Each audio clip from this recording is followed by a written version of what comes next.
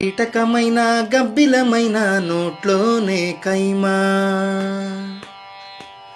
ఏ తేలుని కోతిని పామును కప్పను వదలదుగా చైనా, అది కీటకమైన ఘోటకమైన త్రెంచటమే తిని హొయిన, ఓ కరువు కాటకమా పదవస్తే తింటాడెవడైనా, నీ మొహం మండ అదేం తిండే చంపావు గదే చైనా,